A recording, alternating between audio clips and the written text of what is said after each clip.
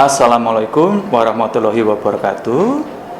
Salam sejahtera untuk kita semua yang kami cintai, mahasiswa jurusan atau konsentrasi hukum kenegaraan yang pada kesempatan ini mengambil mata kuliah politik hukum agraria dan lingkungan. Mata kuliah politik hukum agraria dan lingkungan merupakan mata kuliah pilihan bagi mahasiswa yang mengambil konsentrasi hukum kenegaraan. Nah, pada semester 3 ini kebetulan saudara-saudari semua nampaknya pilihan mayoritas mata kuliah yang dipilih itu adalah politik hukum agraria dan lingkungan. Nah, mata kuliah ini nanti akan diampu oleh 2 dosen untuk satu kelas, ya, sehingga nanti kami akan bergantian di dalam memberikan materi ini.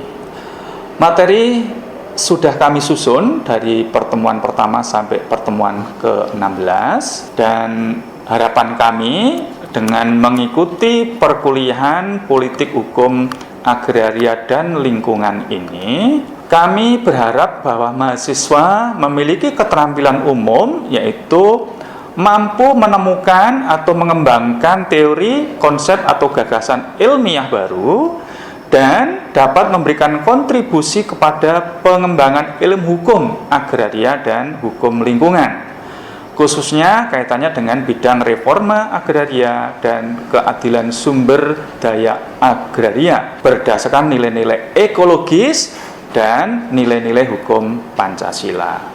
Sehingga antara sumber daya agraria dalam milik tanah tidak bisa dilepaskan dari hukum lingkungan. Maka mata kuliahnya menjadi politik hukum agraria dan lingkungan. Nah, mahasiswa yang kami cintai, bahwa pada kesempatan perkuliahan ini mahasiswa akan diberikan pemahaman mulai dari konsep politik hukum dan politik hukum agraria, Pancasila sebagai paradigma politik agraria dan keadilan sumber daya agraria, Undang-Undang Pokok Agraria sebagai politik hukum agraria, hukum agraria nasional dan kolonial dari sisi politik hukumnya, kemudian sektorisasi pengaturan bidang hukum sumber daya agraria, sengketa penguasaan sumber daya agraria, kemudian reforma agraria untuk mewujudkan kesejahteraan umum. Kemudian terkait dengan materi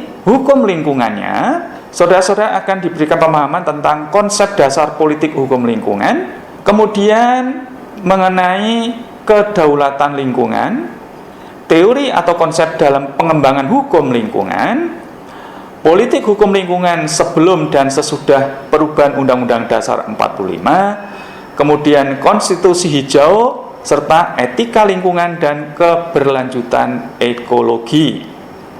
Nah, saudara-saudara sekalian, itulah materi yang akan kita pelajari selama 1 semester ini, dan perkuliahan ini akan dilakukan secara daring. Artinya kita tidak melakukan perkuliahan tatap muka.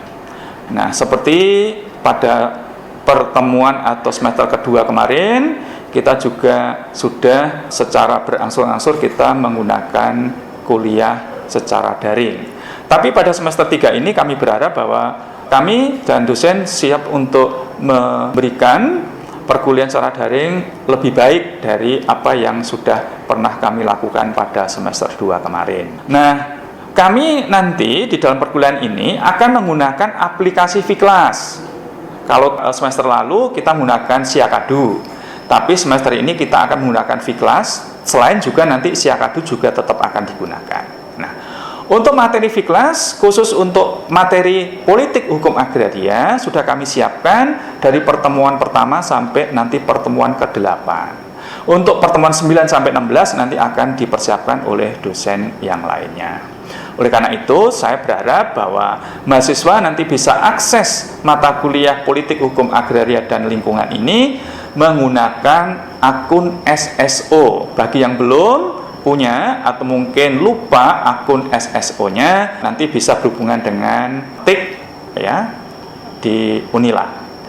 Baik, saudara sekalian, Kiranya itu yang bisa kami sampaikan untuk pengantar perkuliahan ini.